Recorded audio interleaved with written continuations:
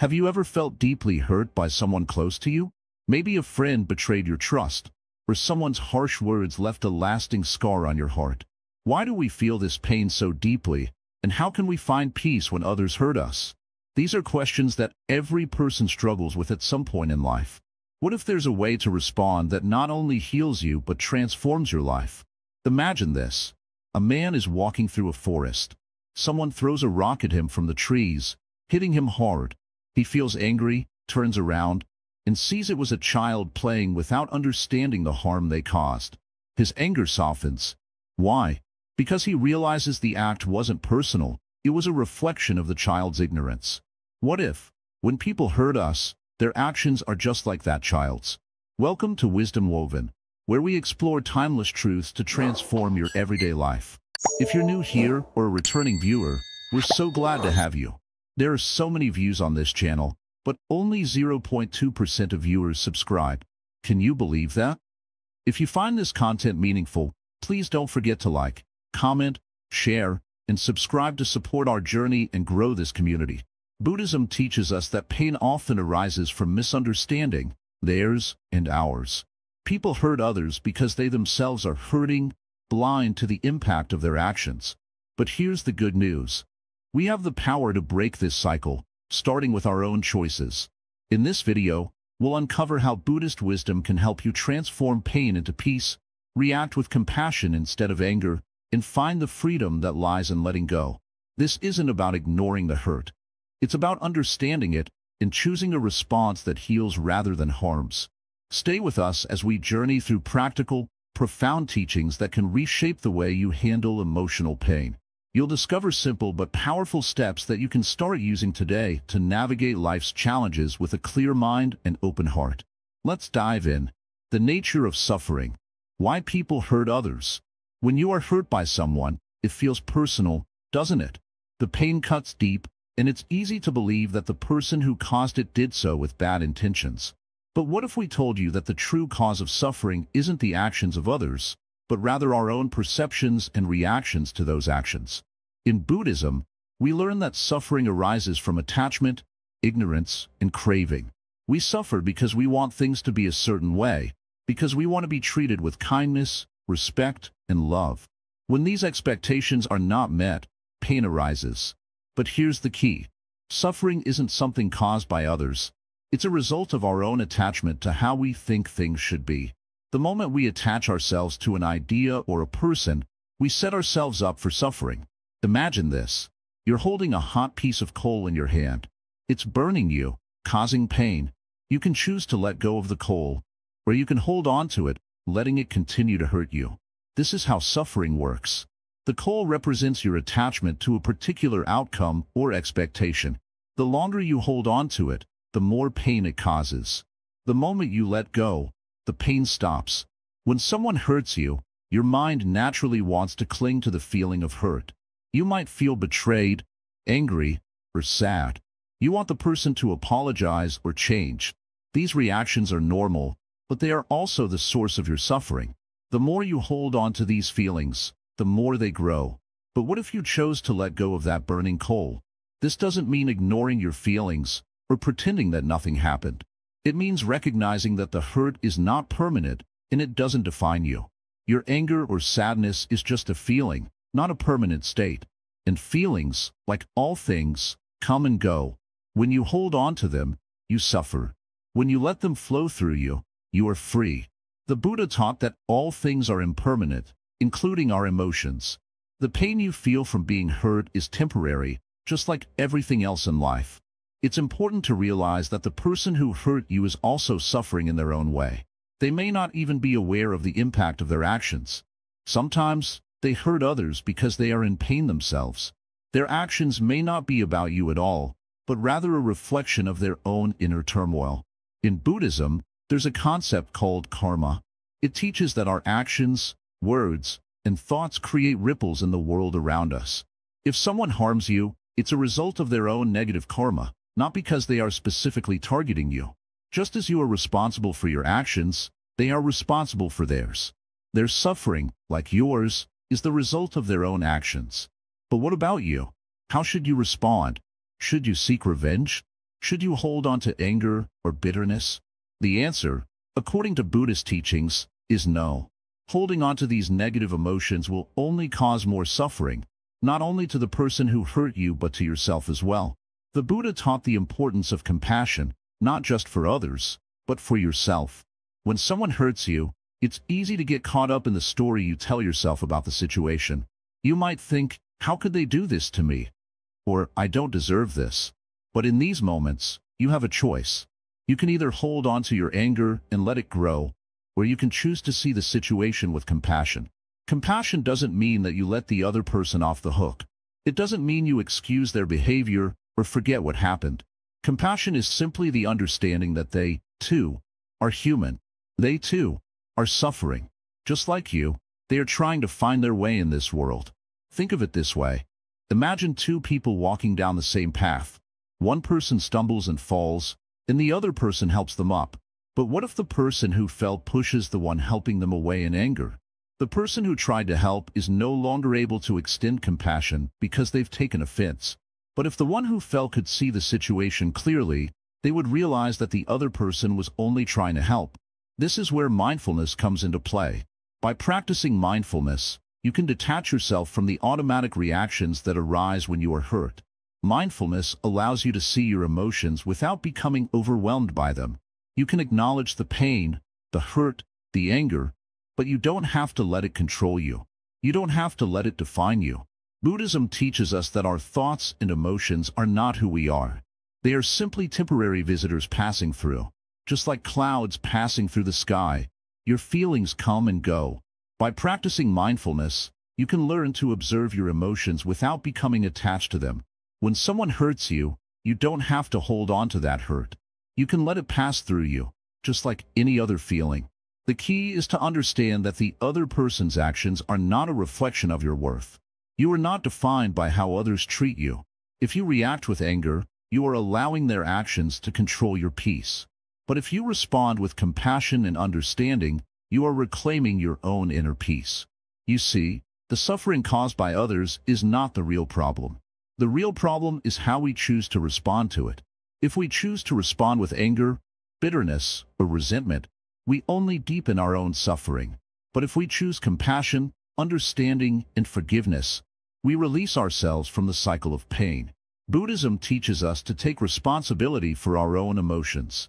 When someone hurts us, we have the power to choose how we respond. The more we hold on to negative emotions, the more we suffer. The more we let go of attachment and judgment, the more peace we create in our lives. So, next time someone hurts you, remember this. Their actions are a reflection of their own suffering. It's not about you. It's about them. And the most powerful response you can give is one of compassion, both for them and for yourself. Compassion is the key to freeing yourself from the pain others cause. It's the key to your own healing. The Buddha once said, "You will not be punished for your anger. You will be punished by your anger." The same is true for all negative emotions. You are not punished by the person who hurt you, but by your own attachment to that hurt. Let go, and you will find freedom. Let go, and you will find peace. Let go, and you will be free from suffering. This, in essence, is the path to healing. When you let go of your attachment to the hurt, when you choose compassion instead of anger, you break free from the cycle of suffering. You begin to heal, not just from the actions of others, but from your own emotional reactions. The practice of Buddhism invites us to let go of the things that bind us. It teaches us that suffering is not something to fight against, but something to understand. When we understand the nature of suffering, we can respond in a way that brings us peace, rather than more pain. Mindful responses, turning pain into peace. When someone hurts you, your first instinct may be to react. Your heart races, your mind spins, and your emotions flare. You may want to lash out, to make them feel the pain they've caused you. It's natural. It's human.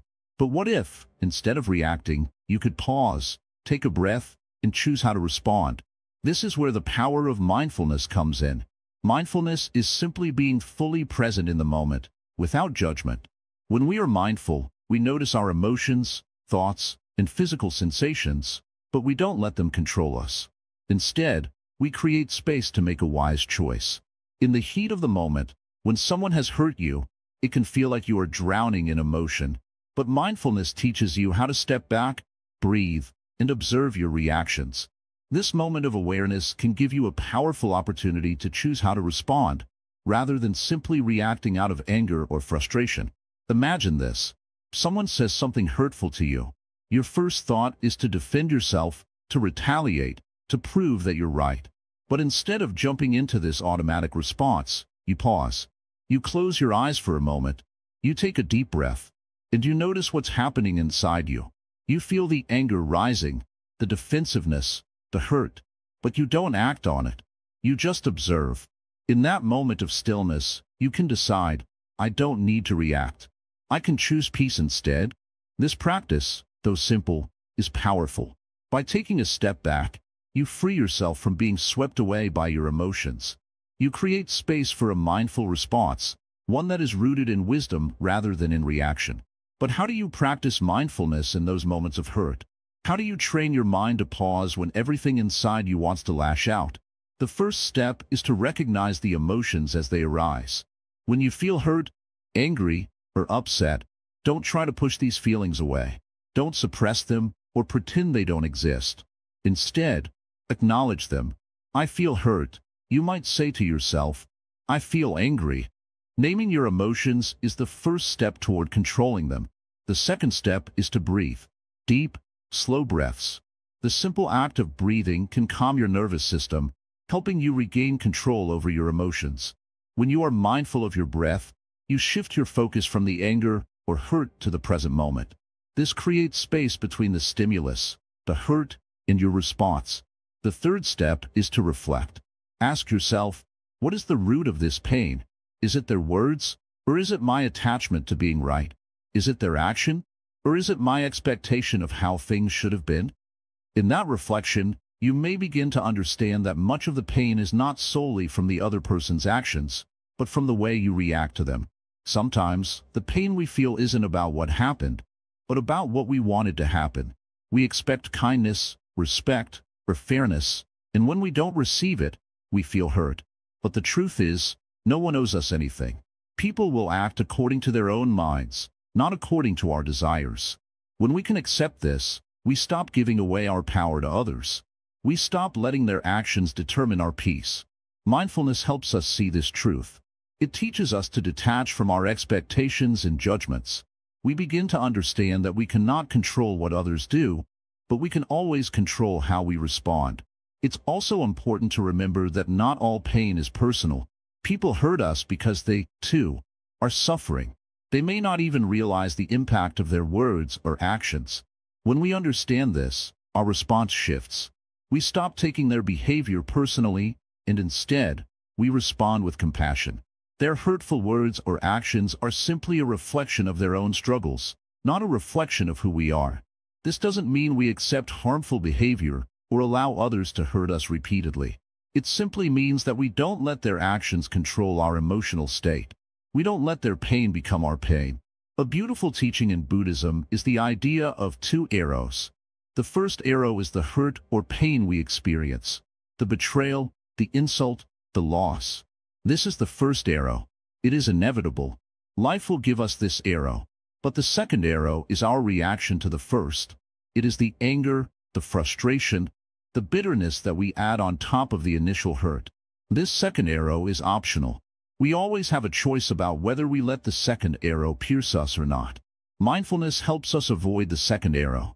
When we practice mindfulness, we stop ourselves from adding unnecessary suffering to an already painful situation. We learn to accept the first arrow, but we don't have to carry the weight of the second. One of the best ways to cultivate mindfulness in moments of hurt is through meditation. Regular meditation practice trains the mind to stay present and focused. It strengthens your ability to observe your thoughts and emotions without reacting. Meditation helps you develop the inner peace necessary to respond to life's challenges with wisdom, rather than reacting impulsively. But mindfulness isn't just something you do on a meditation cushion. It's something you can bring into every moment of your life. It's the practice of being fully present in whatever you are doing, whether you're having a conversation, eating a meal, or dealing with a difficult situation. When you practice mindfulness, You begin to notice how often you react out of habit. You begin to see how often you let your emotions dictate your behavior. And you begin to realize that, with practice, you can break these automatic patterns. You can learn to pause, to breathe, and to choose a response that brings you peace. The next time someone hurts you, try this. Don't react immediately. Take a breath. Notice your feelings. Reflect on the situation, and then choose your response. Do you want to hold on to anger, or do you want to let it go? Do you want to respond with kindness, or do you want to meet anger with more anger? By practicing mindfulness, you begin to realize that your peace is in your hands. You have the power to choose how you respond to others. No one can take your peace away unless you let them. In the end, mindfulness is about taking responsibility for your own emotions. It's about not letting others have the power to disturb your inner calm. It's about choosing peace, even in the face of hurt. And when you make this choice, you will find that you are not only healing yourself, but you are also changing the energy around you. Your peace can ripple out to others, and you may even begin to see that the hurtful words or actions that once caused you pain no longer have the same power. So, the next time someone hurts you, remember, you don't have to react. You don't have to carry the second arrow. You can pause, breathe, reflect, and choose peace. This is the power of mindfulness, the practice of loving kindness, a path to forgiveness. When someone hurts you, what is your first reaction? Anger, pain, or perhaps confusion? In those moments, it can feel as though the world is against you. But what if there is another way to respond? One that doesn't add to the suffering but helps to release it? What if you could respond with loving kindness instead? Loving kindness, or metta in the language of Buddhism, is the practice of wishing well for others, even those who cause us harm. It sounds simple, yet it's one of the most profound and transformative practices you can embrace. When we practice loving kindness, we break the chains of anger and resentment that bind us to others' hurtful actions. It's a practice of freedom, freedom for your heart, freedom for your mind. At first, loving kindness might feel unnatural, especially when someone has wronged you. It's not about ignoring your feelings or pretending you weren't hurt. It's about acknowledging the hurt, but then choosing to respond with compassion, not out of weakness, but out of strength. When we choose to see the humanity in others, even those who hurt us, we begin to see them not as enemies, but as fellow travelers in this complicated world. To practice loving kindness, start with yourself. Yes, it begins with you. You cannot offer love and kindness to others if you do not first give it to yourself. Sit quietly and repeat silently to yourself, "May I be happy. May I be healthy. May I be at peace." Feel the warmth of these words within your heart. You deserve peace, just like anyone else. You deserve happiness, and by wishing it for yourself, you open the door to wishing it for others. When you have found some peace within, turn your attention to those around you. Start with someone you care about deeply. Picture them in your mind and say, "May you be happy. May you be healthy. May you be at peace." Even if you have never thought to offer this person such wishes, do so with sincerity. Your heart may not immediately feel warm towards them, but the act of doing so plants a seed of kindness. As you continue to practice, your circle of loving kindness expands. Picture someone neutral, someone you don't have strong feelings about, neither positive nor negative. Offer them the same wishes. May you be happy. May you be healthy. May you be at peace. Now, the most difficult part. The person who has hurt you. This person may have caused you deep pain, and you may feel anger or resentment. But here's the challenge. Look at them through the lens of compassion. They are not separate from you. They, too, are human beings, struggling with their own pain, fears, and limitations. Repeat the same wishes. May you be happy. May you be healthy. May you be at peace. It may feel impossible at first, but that is the power of loving kindness. It is a practice, a skill, and like all skills, it grows stronger with time. You don't need to condone what they did, nor do you need to forget the hurt. But you do have the choice to release the burden of anger and move towards peace. Remember, loving kindness doesn't mean you accept harmful behavior or that you allow people to hurt you again. It simply means that you release the negative emotions that keep you tethered to that pain. You are no longer letting the actions of others control your emotional state. You are free. Through the practice of loving kindness, we also begin to understand a deep truth. All beings want happiness, and all beings experience suffering. The person who hurt you is not exempt from this. They, too, are struggling in their own way. When you wish them well, you are practicing empathy and understanding, which in turn frees you from the chains of resentment. Loving kindness also requires us to recognize the impermanence of all things.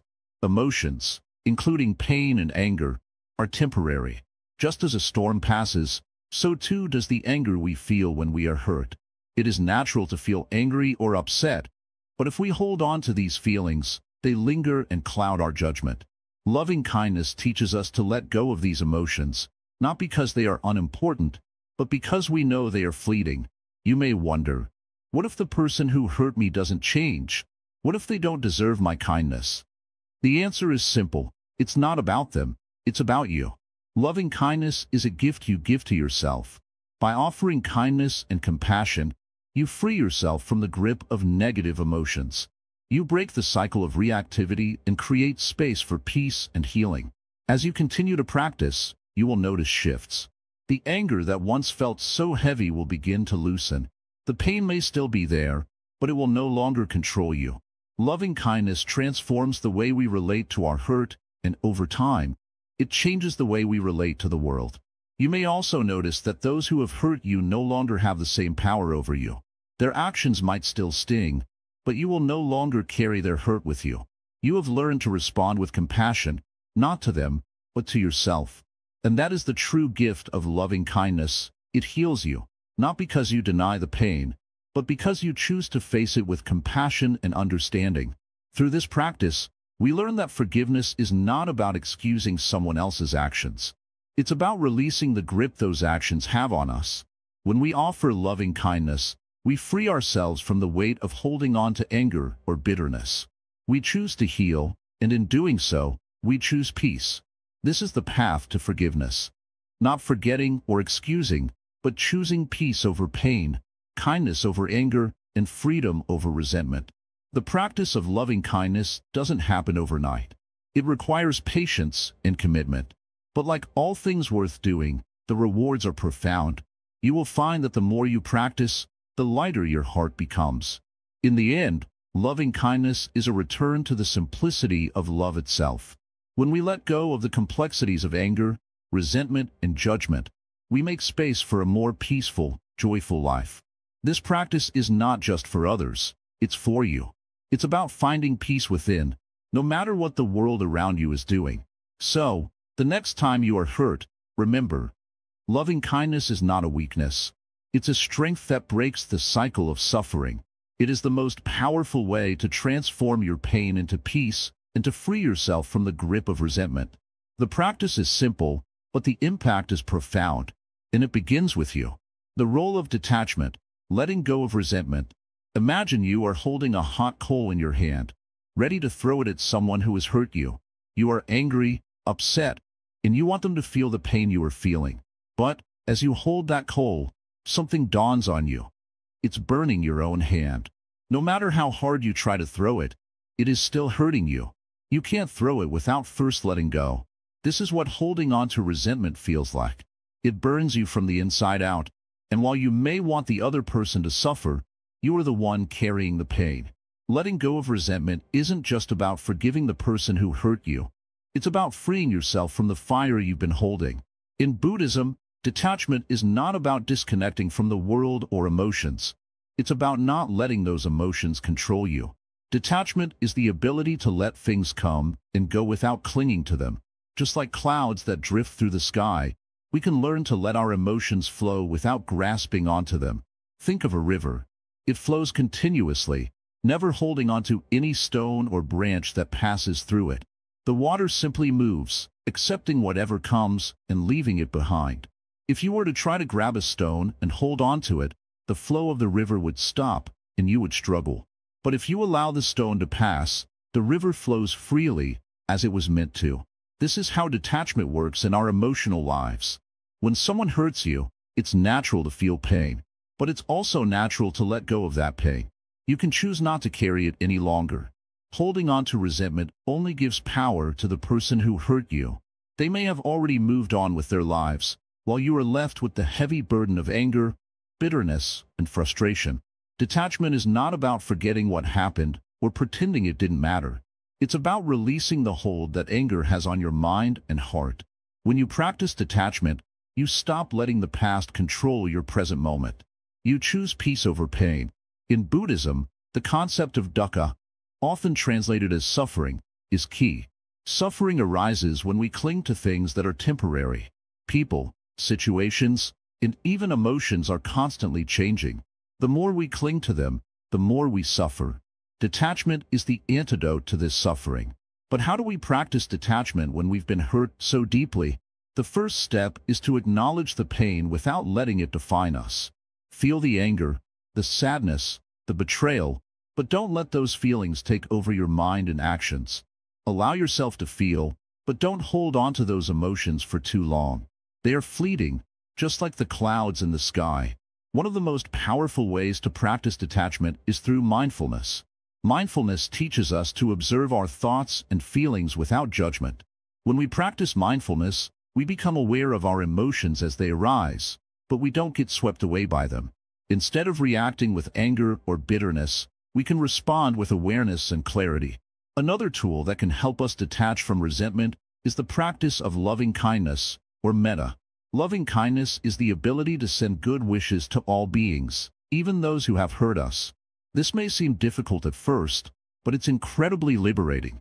When we send love to those who have wronged us, we release the grip that resentment has on our hearts. Loving kindness doesn't mean excusing someone's harmful behavior or letting them walk all over us. It simply means choosing not to hold on to negative feelings. By wishing them well, we free ourselves from the prison of anger and resentment. Detachment also involves letting go of the need to control the outcome of situations. Often, we become upset because we expect things to go a certain way, and when they don't, we are disappointed and angry. But the truth is, we can't control other people or the world around us. The only thing we can control is how we respond.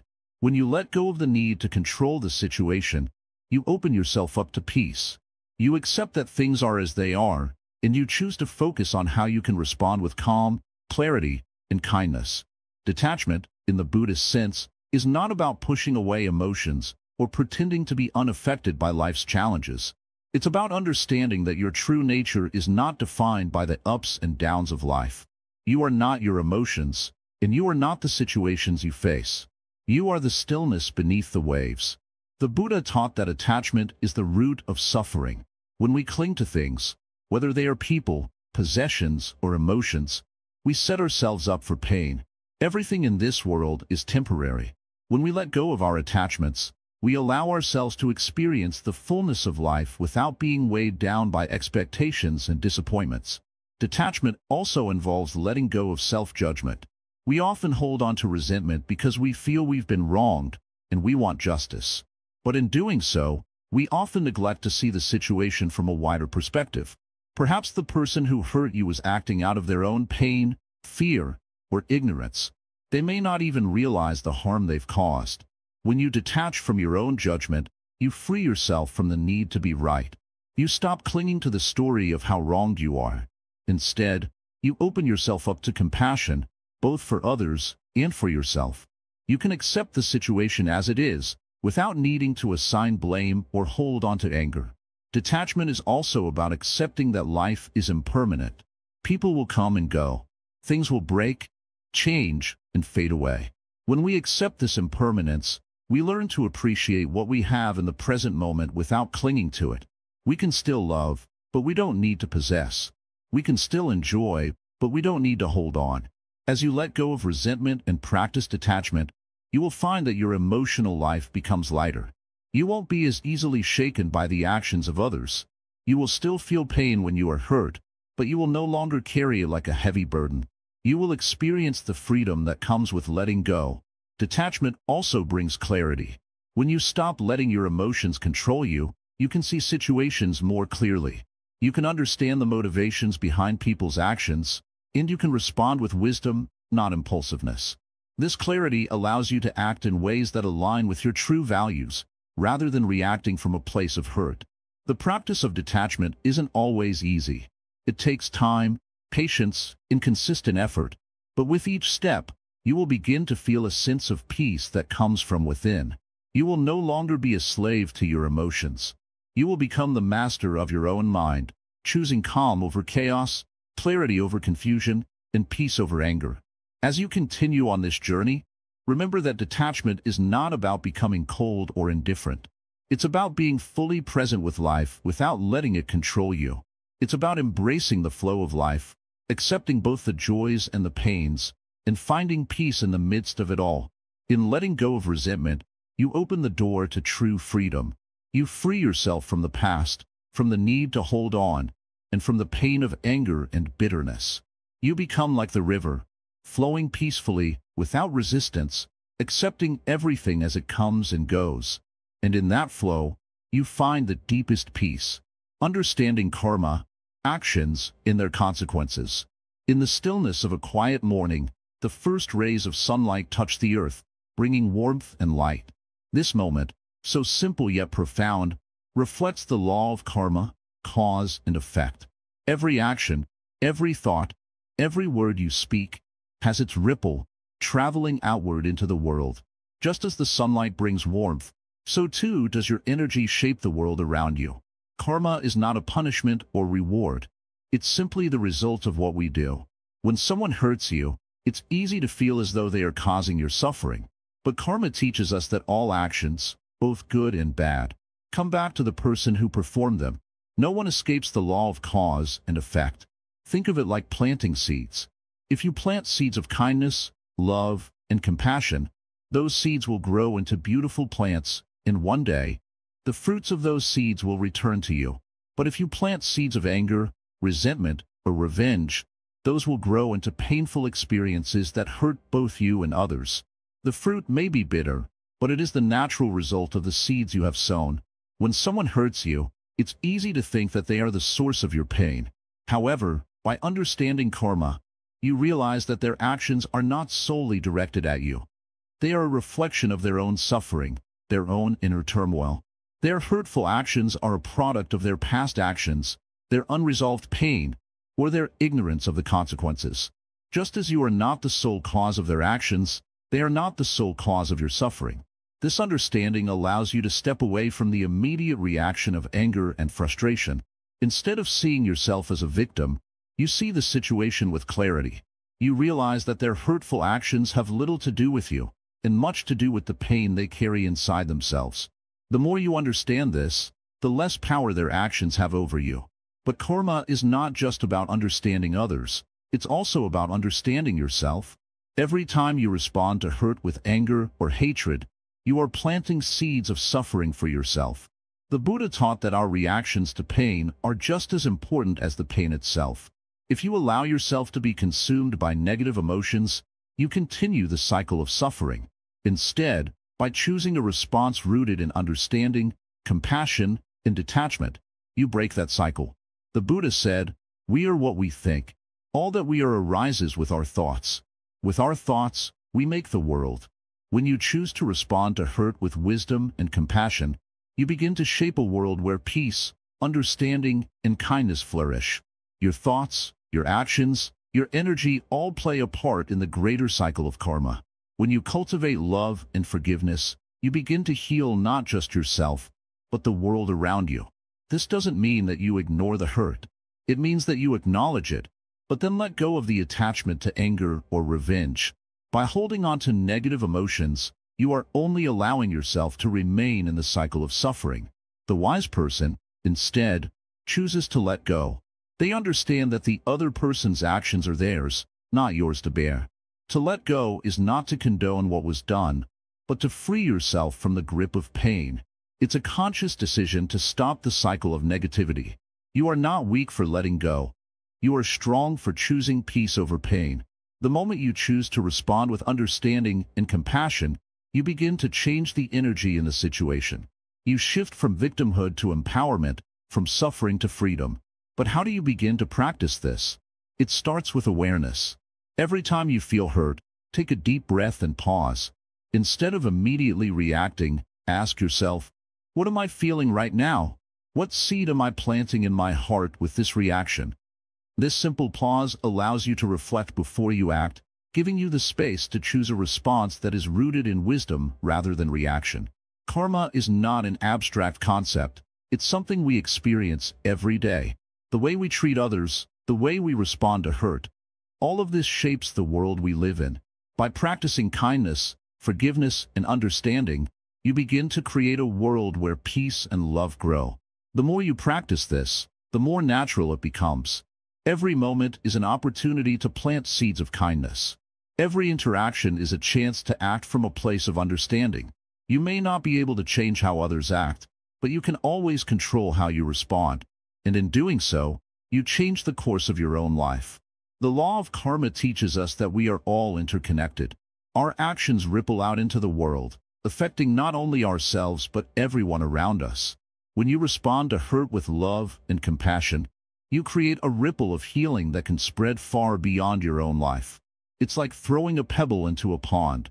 The ripples reach far and wide, touching the lives of those you may never even meet. This is the power of karma. This is the power of your actions. The more you understand this, the more you realize that the key to healing your own heart lies in how you respond to the pain caused by others. It's not about seeking revenge or holding on to anger.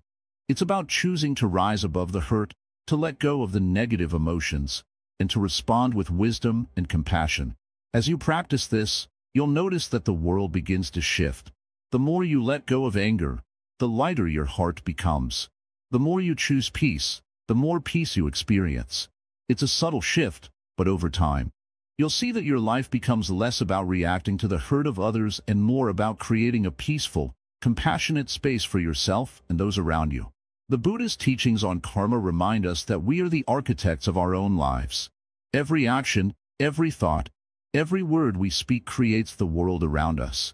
By choosing to respond to hurt with love, understanding, and detachment, we can break free from the cycle of suffering and create a life filled with peace and joy. So the next time someone hurts you, remember the law of karma. Understand that their actions are a reflection of their own suffering, and that your response can either continue the cycle of pain or bring healing. Choose wisely, for in doing so, you shape your own future and the world around you. The wisdom of equanimity, staying balanced amid hurt.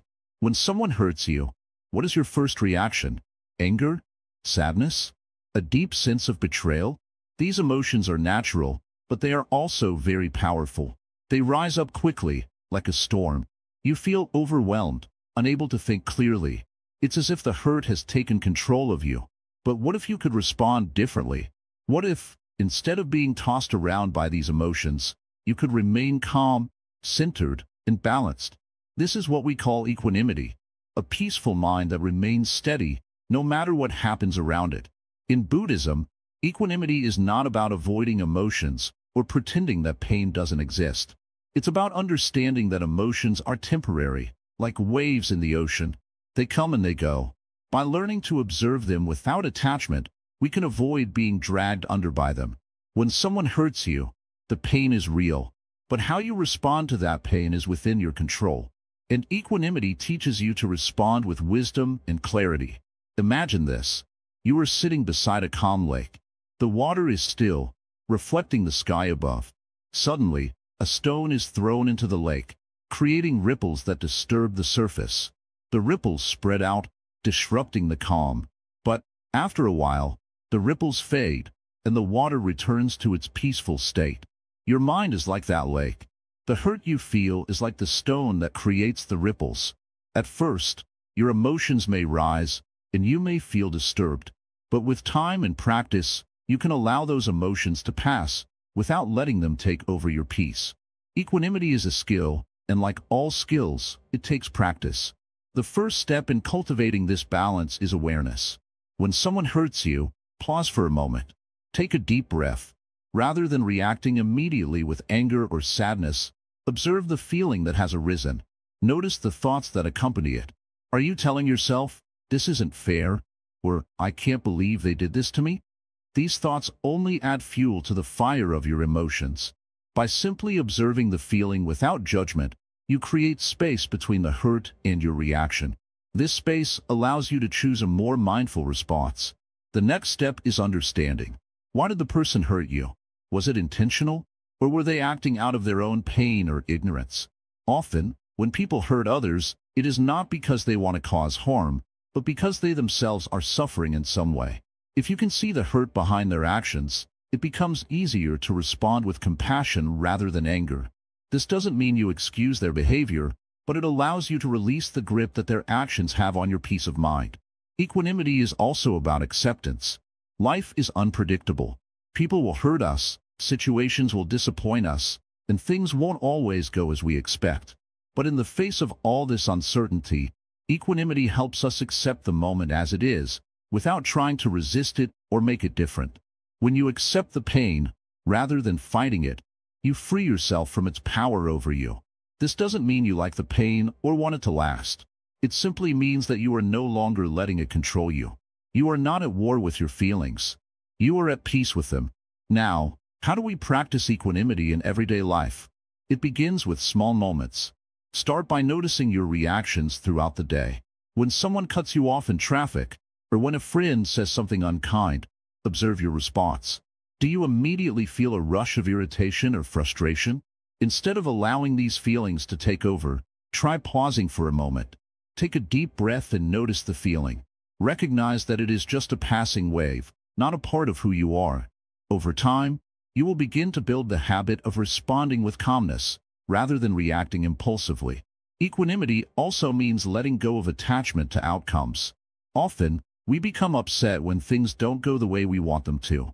We want others to treat us in a certain way, and when they don't, we feel hurt. But if we are attached to the idea of how things should be, we set ourselves up for disappointment. By practicing equanimity, we learn to let go of these attachments and accept that life is full of surprises, some good, some not so good. This doesn't mean we stop caring about the things that matter to us. It means we stop depending on external circumstances to determine our inner peace. One powerful practice that helps develop equanimity is meditation. In meditation, we train ourselves to observe our thoughts and emotions without getting caught up in them. We learn to see them as passing phenomena, not as truths that define us. Through consistent meditation practice, we strengthen our ability to remain calm and centered in the face of life's challenges. When you meditate, you are not trying to eliminate your thoughts or emotions, but simply watching them with a sense of detachment. This creates space between your awareness and your reactions, allowing you to choose how you respond, rather than simply reacting automatically. Equanimity also teaches us to embrace impermanence. Nothing in life stays the same forever. Joy, pain, success, failure, they all come and go. The more we resist this truth, the more we suffer. But when we accept impermanence, we can let go of our attachment to things staying the way we want them to.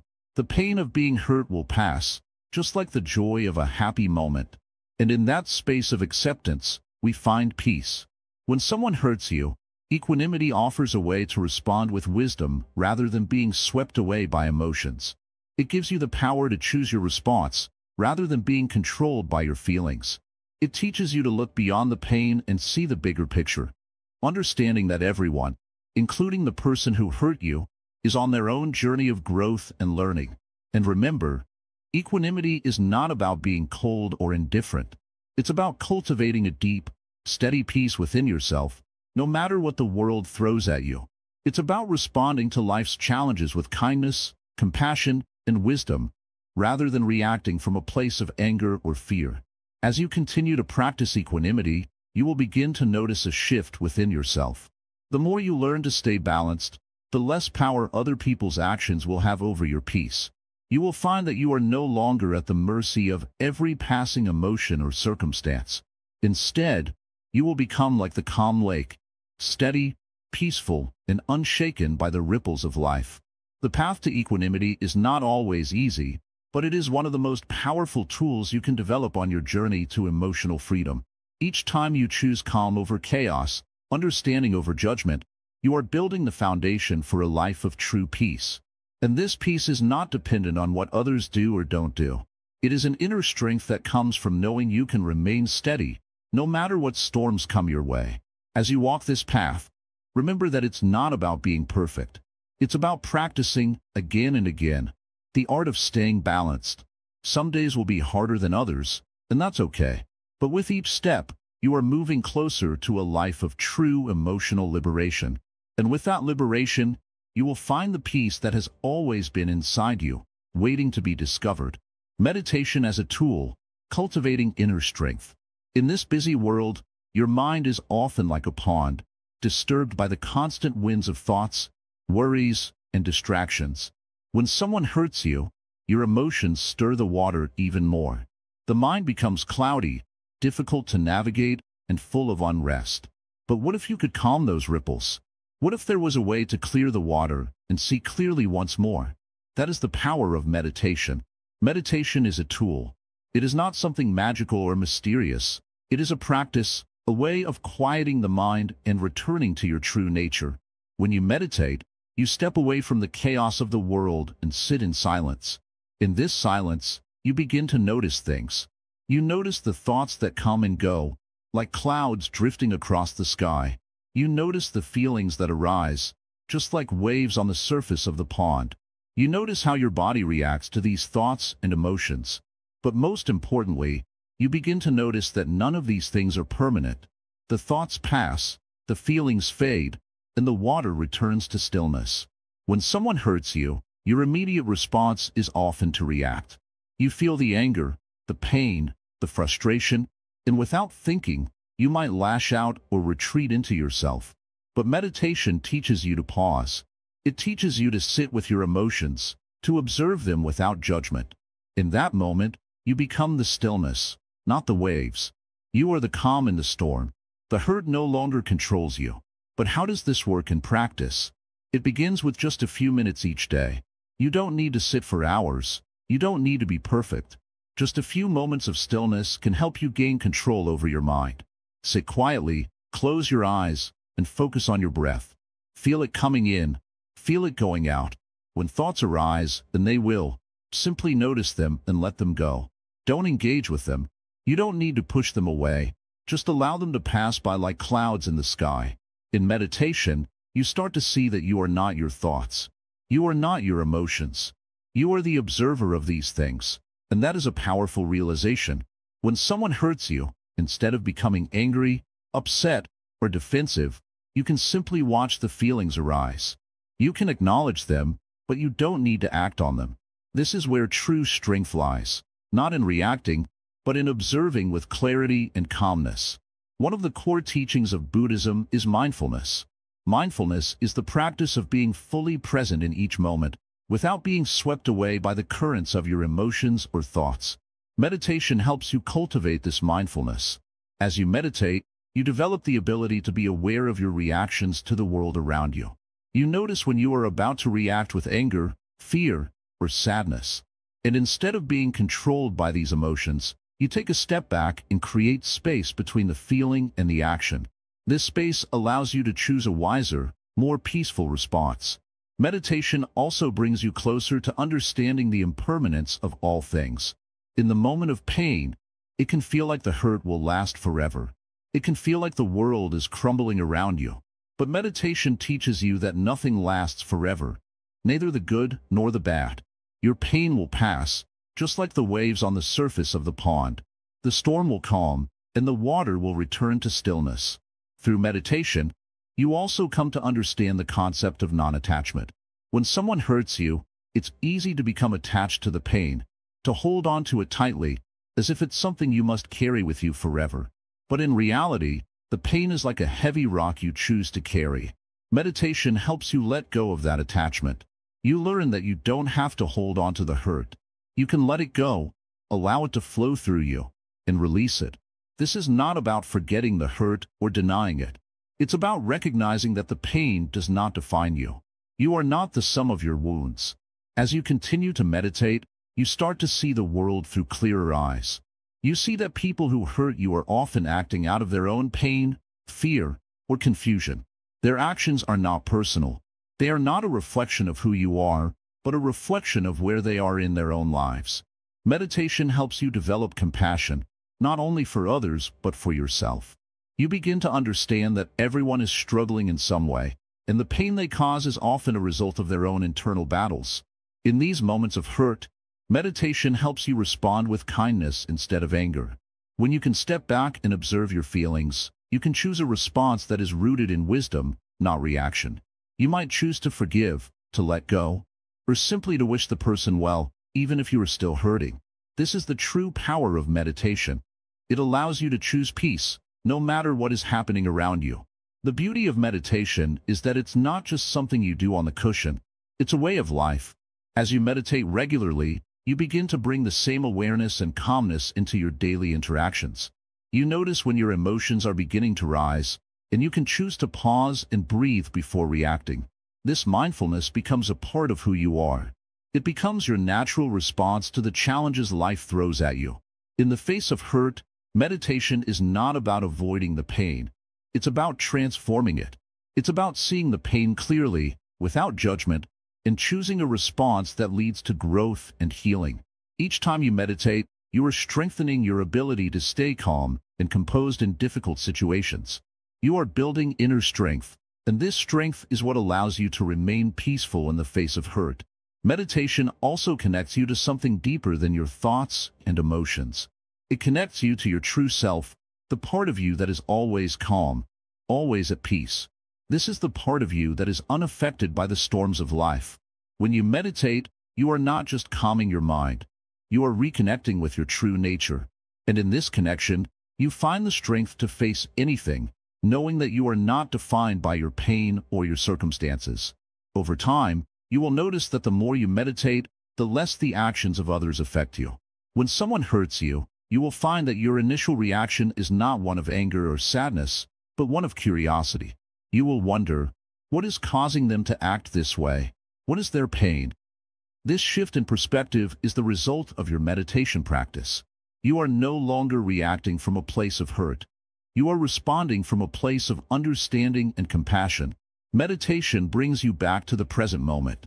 It reminds you that the past is gone, the future is uncertain, and the only moment that truly matters is now. When someone hurts you, it's easy to get caught up in the story of what happened, to replay the hurt over and over in your mind. But meditation helps you return to the present, where the pain no longer has the same power over you. In the present moment, you are free. You are no longer defined by the hurt, and you no longer need to carry it with you. So, what does meditation offer you in the face of hurt? It offers you peace, understanding, and the ability to choose your response.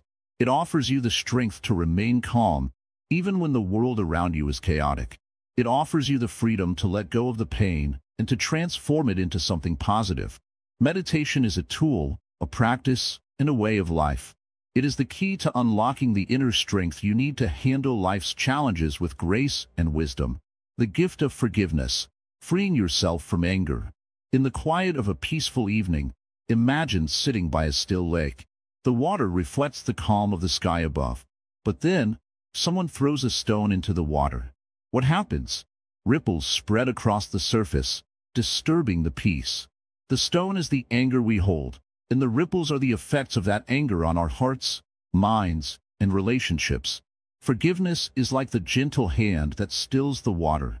It doesn't erase the stone, but it stops the ripples from spreading, bringing peace back to the lake. This is what Buddhism teaches us about forgiveness. It is not about forgetting the hurt, but about choosing not to let it control us. When someone hurts you, it's natural to feel anger, sadness, or even betrayal. These emotions are part of being human, but as you hold on to them, you are only allowing the ripples to spread further, impacting your peace of mind and your life. You become like a person who is constantly reacting to the stone that was thrown, unable to stop the waves of anger and resentment from affecting everything around you. This is where forgiveness becomes a powerful tool for liberation. Forgiveness, in Buddhism, is not a favor you do for the person who hurt you. It is a gift you give to yourself. Think of it as setting down a heavy burden you no longer need to carry. Holding on to anger is like clenching your fists tightly. You think it gives you control, but it only exhausts you. By forgiving, you open your hands, letting go of that weight, and freeing your own heart. But let's be clear. Forgiveness is not about excusing bad behavior. It is not about pretending the hurt didn't happen or minimizing the pain you've experienced. Instead, forgiveness is about releasing the power that the hurt has over you. It is about choosing peace over the poison of anger. When you forgive, you stop allowing the past to control your present and future. The Buddha taught that all suffering comes from attachment to ideas, to people, and to expectations. When someone hurts you, your attachment to the idea of how they should behave can cause immense suffering. But when you forgive, you loosen your attachment to those expectations. You accept that people are flawed and that they sometimes act in ways that cause pain. You choose not to hold on to the anger that arises from those actions. Forgiveness is also about understanding the nature of impermanence. Everything, including our emotions, changes. The anger you feel today will not last forever. It will fade, just as the ripples in the water eventually settle. The key is to not feed it, to not let it grow. Forgiveness is the practice of allowing those ripples to disappear by not throwing more stones into the water. Now, you may wonder, but what if the person who hurt me doesn't deserve forgiveness? What if they haven't apologized or shown any remorse? This is a common question. The truth is, forgiveness is not dependent on the other person's actions. It is solely your choice. It's not about them. It's about your freedom. The act of forgiveness doesn't require their acknowledgement. It requires your willingness to let go of the burden of anger. The moment you forgive, you release yourself from the grip of negativity and find peace within. Let's consider another way to approach forgiveness, by seeing the person who hurt you through the lens of compassion. In Buddhism, we believe that every person who causes harm is suffering in their own way. Their actions are a reflection of their own pain, ignorance, or confusion. When someone lashes out, it's not always about you. It's often about their inability to deal with their own struggles. Imagine, for a moment, that the person who hurt you is just another person trying to navigate life with the same flaws, fears, and desires that you have. Just as you have moments of weakness and mistakes, they too are bound by their own inner turmoil. This doesn't justify their actions, but it helps you understand them more deeply.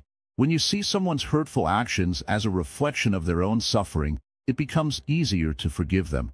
You no longer see them as an enemy, but as a fellow traveler on the path of life, struggling just like you. Forgiveness, then, is an act of compassion, not for the other person, but for yourself. It's a recognition that holding on to anger only hurts you. The more you hold on to it, the more it eats away at your peace and happiness. By forgiving, you create space for love and healing to enter your life. You stop punishing yourself for the wrongs others have done. A Zen master once said, "The one who forgives is not weak, but strong." They are strong enough to let go of the weight of anger and free their hearts. Forgiveness requires immense strength. It takes courage to release the hurt and let go of the power someone else's actions have over you. It takes wisdom to recognize that holding on to anger is like drinking poison and hoping the other person will suffer. In the practice of forgiveness, it's important to remember that it's a process. You may not forgive overnight, and that's okay. Each time you are triggered by the hurt, you have the opportunity to forgive again. With every act of forgiveness, you loosen the grip of anger a little more, and your heart becomes lighter, clearer, and more open. Forgiveness is also an act of self-care. When you forgive, you protect your own well-being. Anger, resentment, and grudges create mental and emotional turmoil. They drain your energy and cloud your mind. But when you forgive, you are choosing to protect your own peace. You are choosing to live with a clear heart, free from the burden of bitterness. There's a Buddhist saying, when you forgive, you set a prisoner free, and then you realize the prisoner was you. The truth is, you are the one who suffers when you hold on to anger. You are the one who remains trapped in the past, replaying the hurt over and over in your mind. But forgiveness sets you free. It allows you to move forward with your life, unburdened by the chains of anger. As you practice forgiveness, you may find that it becomes easier over time. The more you forgive, the more you develop the inner strength and wisdom to handle future hurts with grace. You start to see that forgiveness is not a one-time event, but a way of life. A continuous practice that helps you live with greater peace, compassion, and freedom. So, how do you start? The first step is to recognize the pain you're holding on to. Acknowledge it without judgment, and understand that it's okay to feel hurt. But then, choose not to let that hurt define you. Choose to let go of the anger, not for their sake, but for your own. In that moment, you will find that the lake of your mind becomes still once more. The ripples fade, and peace returns. The gift of forgiveness is one of the most powerful tools you can use to free yourself from suffering. It is an act of kindness, not just towards others, but towards yourself. When you forgive, you reclaim your peace. You reclaim your happiness. And in doing so, you step closer to the truth of who you are. Someone capable of immense love, compassion, and understanding. The journey to emotional liberation. Imagine standing at the edge of a still lake. The water reflects the sky above, calm and undisturbed. This is what your heart feels like when it is free from anger, resentment, and the weight of pain caused by others. Today, we conclude our journey with the most important lesson: how to release yourself from the chains of emotional hurt and step into true peace. Let me ask you, what are you holding on to right now? Is it anger towards someone who wronged you? Sadness over words you can't forget? Perhaps it's a grudge that feels justified. But holding on to these emotions is like gripping a burning coal, expecting the heat to harm someone else.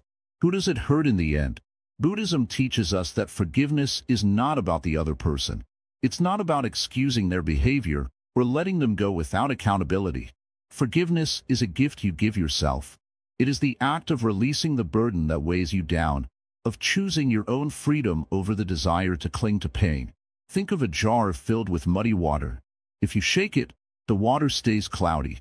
But if you let it sit still, the mud settles, and clarity returns.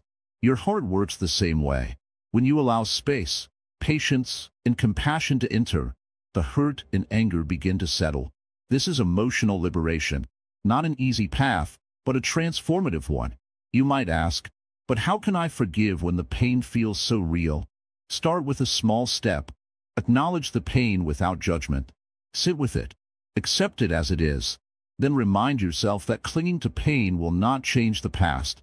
It only affects your future. There's a story in Buddhism about two monks who came across a woman struggling to cross a river. One monk, despite their vow not to touch women, carried her across the water. Hours later, the second monk, still upset, said, "Why did you do that?" The first monk replied, "I set her down hours ago, but you are still carrying her. Are you carrying something that should have been set down long ago?"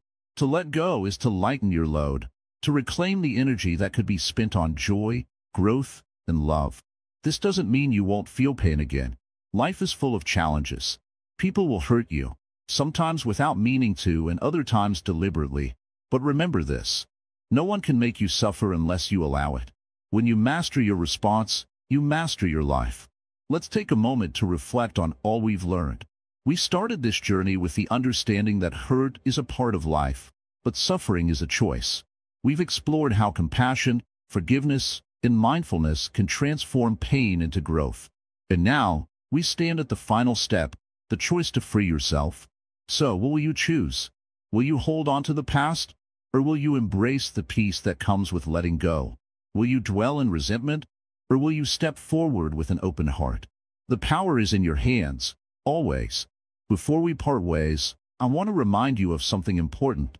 Wisdom Woven is here to guide you, to help you find strength and clarity in life's most difficult moments. If this journey has touched your heart, please take a moment to like, comment, share, and subscribe. Remember, there are so many views on this channel, but only 0.2% of viewers subscribe. Your support means the world. It helps us continue sharing these teachings with others who need them. As we close this chapter, I leave you with one final thought. Life is fleeting, like a drop of dew in the morning sun. Don't waste it carrying burdens that no longer serve you. Set them down and walk forward with lightness, compassion, and the unshakable peace that comes from within. Thank you for walking this path with us. May your journey ahead be filled with wisdom and liberation.